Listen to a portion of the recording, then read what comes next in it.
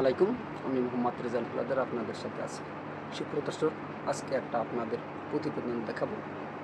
দেখেন, বাংলাদেশের সুষ্ঠু পরিকল্পনার অভাবে যে বর্ষাকাল একটু আধা ঘন্টা বা ১ ঘন্টা বৃষ্টি হলেই বাংলাদেশের যে বড় বড় রাস্তাগুলো আছে সেগুলো একদম তলিয়ে, বৃষ্টির পানিতে তলিয়ে একদম নদীর মতো একাকার হয়ে যায়।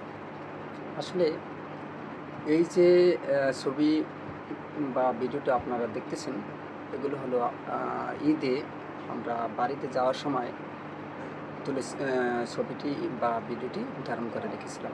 দেখুন, আসলে ভিডিওটা কতটা দুর্বিষহ মানুষের জীবন হতে পারে বৃষ্টির পানিতে। দেখতে থাকুন, পরে আমরা আবার বিশ্লেষণ করব।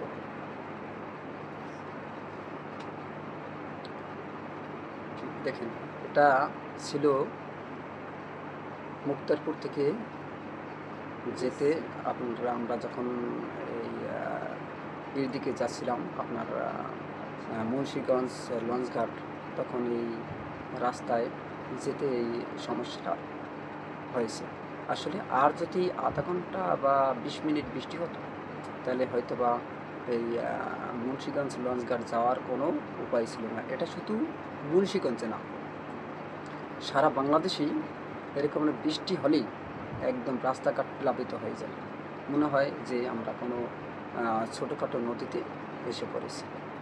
এবং আরেকটি সমস্যা হলো যে এই বৃষ্টি হওয়ার সাথে সাথে যে বাংলাদেশের যে ড্রাইভার আছে, রিক্সা, অটো বা সমস্ত ড্রাইভাররা তাদের ভাড়া দ্বিগুণ করে দেয়। আমার মুক্তারপুর ব্রিজের গোড়া থেকে লঞ্চঘাট যেতে আপনার মুন্সিগঞ্জ লঞ্চঘাট যেতে ভাড়া অ্যাকচুয়াল হচ্ছে ৩০ টাকা। যাক, ১০ টাকা সে জায়গায় বৃদ্ধি করা যায়, কিন্তু সেখানে অটো যে ড্রাইভার তিনি ভাড়া চেয়েছেন ১৩০ টাকা। দেখেন কত গুণ বৃদ্ধি, ডাবলেরও ডাবল, ১৩০ টাকা। তাও সে যাবে না, একদম সরি, সে ২৫০ টাকা চেয়েছে, আমি ১৩০ টাকা বলছি, তাও সে যায়নি। কিন্তু পরবর্তীতে আমি আর সেই গাড়িতে যাইনি, সে চেয়েছে ২০০ টাকা। পরবর্তীতে আমি একটু সামনে গিয়ে তখন এক ড্রাইভারের কাছে বলি যে, আপনি কত টাকায় যাবেন? এখানে ভাড়া কিন্তু ৩০ টাকা। হ্যাঁ মামা, এই জায়গায় ভাড়া ৩০ টাকা ঠিক আছে, কিন্তু আপনার এই যে পানি আপনারা দেখতে পাচ্ছেন, যে পানিগুলো মানে ভেদ করে আসলে যেতে কষ্ট হবে। তখন আমি বুঝতে পেরেছি, ঠিক আছে, আপনি এটুকু ভাড়া বাড়িয়ে চান। তখন সে চেয়েছে কত, ৭০ টাকা। তখন আমি আর তাকে কমালাম না, এজন্যই কমালাম না যে ওই আগের ড্রাইভারকে আমি কিন্তু ১৩০ টাকা মানে তাকে কিন্তু সে নেয়নি। যাই হোক, তারপরে এই ড্রাইভার যেহেতু ৭০ টাকা চেয়েছে, একদম বেয়ালিগের চাইনি এবং রিক্সা, তারপর আমরা তার গাড়িতে উঠে যাচ্ছি। দেখেন ভিডিওগুলো, এর চেয়েও ভয়ঙ্কর কিছু জায়গা আছে আপনার পোস্তকলা যেতে এই সমস্যাটা বাজে। ঢাকা এবং ঢাকা আপনার মিরপুর যেতে এরকম বৃষ্টি হলেই এরকম পানিতে প্লাবিত হয়ে যায় এবং কিছু কিছু জায়গায় এত দুর্গন্ধ ছড়ায় যা বলার মতো না। বৃষ্টি হলে মানুষের জনজীবন একদম জনাকীর্ণ হয়ে যায় এবং মানুষের জীবন অস্থির হয়ে যায়। আসলে রাস্তাঘাট এই যে সঠিকভাবে নির্মাণ করা নার জন্য এবং তাদের সুষ্ঠু পরিকল্পনা নেই। বাংলাদেশের মেইন কারণ হয়েছে বেশিরভাগ দুর্নীতি করার কারণে সুষ্ঠু পরিকল্পনা কেউ করে না। আপনারা দেখেন, চীনে যান বা পার্শ্ববর্তী আরও যান, ভারতে যান বা অন্যান্য কোনো কান্ট্রিতে যান, দেখবেন রাস্তাঘাট এত সুন্দর করে তারা পরিকল্পনা করে যে একটু বৃষ্টি হলেই বা ২ ঘন্টা ৩ ঘন্টা যদি মুষলধারে বৃষ্টি পড়ে, রাস্তা প্লাবিত হবে না।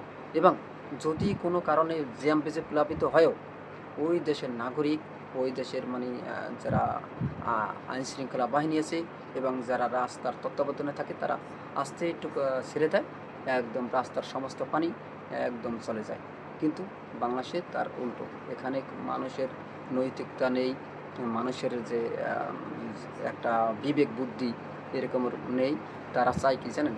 তারা ক্ষমতা যতদিন থাকবে ততদিনই এই দেশের অর্থকে লুটেপুটে খাওয়ার একটা চিন্তা তারা করে এবং এই অর্থকে কিভাবে ধ্বংস করে এবং নিজের করে বিদেশে পাচার করতে পারবে, ছেলেমেয়েদের নিয়ে মানে ভালো ভালো পোশাক কিনে দেবে, গাড়ি কিনে দেবে, একটার পর একটা মডেল করে দেবে, মানে এই সব চিন্তাভাবনাটা। এবং বাইরে আপনারা যান দেখবেন তাদের ভিতরে যে সততা, সেই সততার কারণেই একদম তারা কিন্তু কোনো চুরি কন, চেঁচড়ামি কন, ঘুষ খান, তারপর হয়েছে কোনো কিছুর এরকম অবৈধ লেনদেন হয় না। হ্যাঁ হয়, দু একটা হলেও তাদের যদি ধরা খায় তাহলে কঠোর পদক্ষেপ নেয়, এমন ভয়ঙ্কর পদক্ষেপ নেয় যাতে দ্বিতীয়বার আর কেউ চুরি করার সাহস পায় না। দেখেন, চুরি একটা ছোট কাজ, ঘুষ একটা নিম্ন কাজ, কিন্তু তারপরও বাংলাদেশের মানুষ, আইন শৃঙ্খলা বাহিনী এবং যারাই আমলাতন্ত্রে আছেন তারা দেখেন ঘুষ গর্বের সাথে নেয়, যে আমাকে কত টাকা দিবেন, আমাকে 5 লাখ টাকা দিতে হবে, আমাকে 10 লাখ টাকা দিতে হবে। এই যে আবার যারা এখন রাজনীতিতে যারা আছেন তারা কি করেন জানেন, তারা চাঁদা চায় কীভাবে জানেন, গর্বের সাথে। সেখানে গিয়ে মানে যে প্রতিষ্ঠানের মালিক তাকে চেয়ার থেকে নামিয়ে মানে তাকে ভয়ভীতি দেখিয়ে পিস্তল এইটা ওইটা দেখাইয়া তারপর তারা দাবি করে 30 লক্ষ টাকা, 5 লক্ষ টাকা, 20 লক্ষ টাকা, এরকম 10 লক্ষ টাকা। আসলে আমার মাথায় এই কথাটা আসে না যে তাদেরকে চাঁদা দিতে হবে কেন? তারা তারা কি কোন চ্যাটের বাল যে তাদেরকে চাঁদা দিয়ে তারপরে এই বাংলাদেশে ব্যবসা করা লাগবে? আমার মতে ওই প্রতিষ্ঠানের মালিককে একটা কাজ করা উচিত, হয়তো বাঁচবে নয়তো মরবে। ওই চাঁদাবাজকে সাথে সাথে যদি তার কাছে কোনো কিছু থাকে আচ্ছা মতো বাইরেতে হবে, মাথা আর ঘাড় গোর এসব দেখার কোনো বিষয় না। যেখানে পাবে সেখানে পিটিয়ে একদম লাচিয়ে ফেললে হয়তো মরে মরুক, বাঁচে বাঁচুক। তারপর থানায় গিয়ে তাদের স্বীকারোক্তি করা উচিত যে আমার কাছে এরকম চাঁদা চাইতে আইছে, আমি পিটিয়েছি, মারছে না মরছে না বাঁচছে আমি তা জানি না, আপনারা যান ওই জায়গায় গিয়ে আমার প্রতিষ্ঠানে দেখেন। কিন্তু এরকমের আসলে সাহস তৈরি করতে হবে, তা না হলে এই দেশের কোনো পট পরিবর্তন হবে না। তবে আগের চেয়ে অনেক পরিবর্তন হয়েছে, এখন চাঁদাবাজদের বিরুদ্ধে বাংলাদেশের মানুষ সজাগ রয়েছে, এখন একটু স্বস্তির নিঃশ্বাস ফেলা যায়। তবে সবচেয়ে মূল পয়েন্টগুলো হলো এই যে রাস্তাঘাট, যে বড় বড় রাস্তাঘাট নির্মাণ হচ্ছে, আসলে এখানে সুষ্ঠু পরিকল্পনা আমাদের কিন্তু করা উচিত। আমরা দেখছি বড় বড় রাস্তাগুলো যদি তৈরি করার আগে নিচ দিয়ে ড্রেন করা উচিত, পানির ড্রেন করলে তাহলে এই পানি মানে বৃষ্টি হলে বা নদীর সাইডে যে রাস্তাগুলো আছে এটুকু জোয়ার হলে যদি প্লাবিত হয়, যেমন বাধা লাগলে আবার সাথে সাথে যেন পানিটা নিচে চলে যায়, তাহলে জনদুর্ভোগ কিছুটা কমবে। দেখেন, আমরা কিছুদিন আগে নারায়ণগঞ্জ গিয়েছিলাম। নারায়ণগঞ্জে কিছু রোড এরকম বৃষ্টির প্লাবিত হওয়ার কারণে এখন আর গাড়ি যেতে পারে না, অর্থাৎ গাড়ি যাবে কেমনে, মনে হয় ভাসে, এরকমের অবস্থা।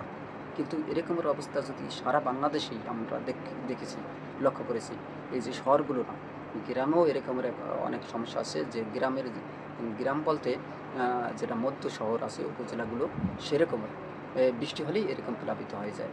আসলে আমাদের বাংলাদেশের সরকারের উচিত এই রকমের একটা সুষ্ঠু পরিকল্পনা করে তারপর রাস্তাগুলো নির্মাণ করা। সুপ্রদর্শক, আপনারা কী মনে করেন?